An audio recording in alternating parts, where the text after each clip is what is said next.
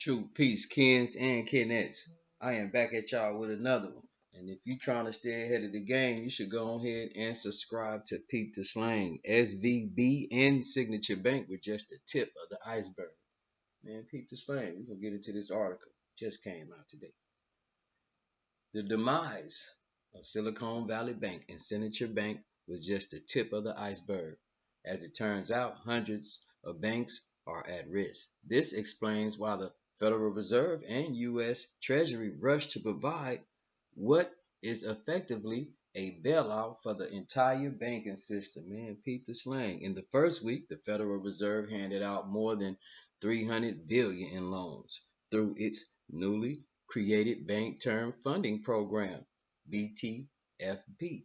According to a Washington Post report, banks would face unprecedented losses if they were forced to liquidate their bond portfolios as SVB did. According to the Post, the total capital buffer in the U.S. banking system totals 2.2 trillion. Meanwhile, total unrealized losses in the system based on a pair of academic papers is between 1.7 and 2 trillion. Man, peep the slang. In other words, if banks were suddenly forced to liquidate their bond and loan portfolios, the losses would erase between 77% and 91% of their combined capital cushion.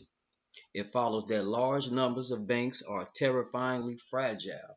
A second report by the Wall Street Journal cites a study from Stanford and Columbia universities that found 186 U.S. banks are in distress. Man, Peter Slang. And economist Peter St. Onge put it, in other words, we were already right up against the edge. This is precisely why the Fed had to create a way for banks to borrow against their devalued bond portfolio. If banks were put in a position where they had to sell those bonds to raise capital, they would have fallen like dominoes. The Fed bailout may have plunged that hole in the dam, but there will almost certainly be more cracks in the future, man. Peter Slam.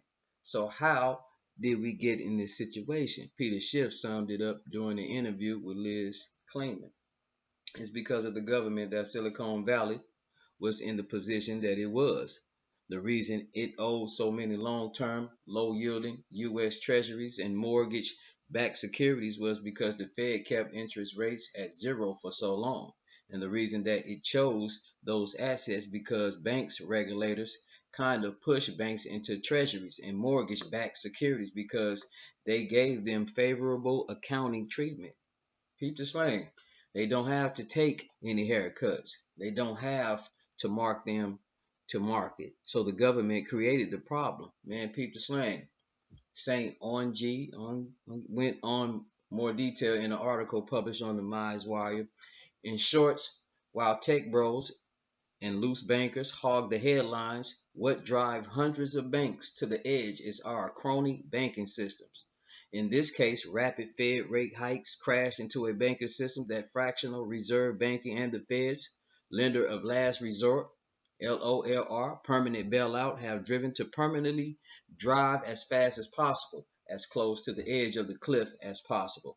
Together, the moral hazard has given a green light to those reckless tech bros, to those loose bankers who hand out millions. It turns out hundreds of billions, and it drives the entire banking industry to use OPEC accounting tricks to hustle sleepy regulators and innocent taxpayers and dollar holders who get stuck with the bill.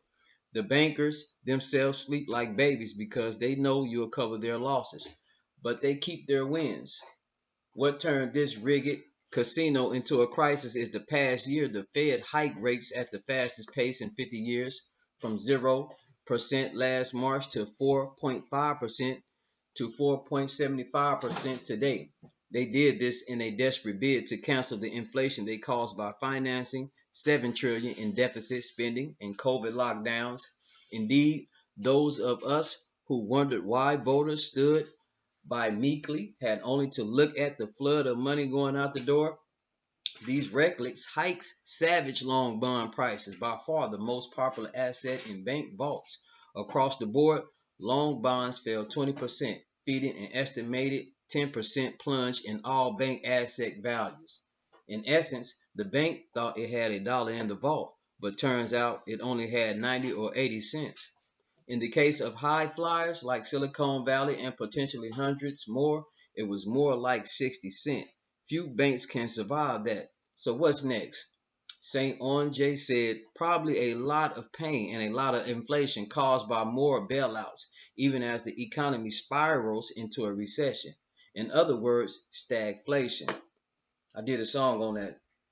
We the people will survive. After all, the real assets don't vanish. The foods, cars, and electricity are all there. It's a paper crisis. But unfortunately, that paper crisis has sucked real Americans and suckered them into putting their life savings into the care of a bunch of degenerate gamblers in expensive suits. And it can bring enormous collateral damage to the wider economy that, yes, provides that food, car, and electricity if government steps in, as it usually does. Schiff sees a similar future. This is going to cost Americans a lot of money, not because their taxes are going to be raised, but because the Federal Reserve is financing this massive bailout by creating even more inflation. So Americans are going to pay for this at the supermarket, at the gas station. Their cost of living is going to go way up. If you thought inflation was bad last year, it's about to get a lot worse. Man, Peter Slang, Peter Schiff.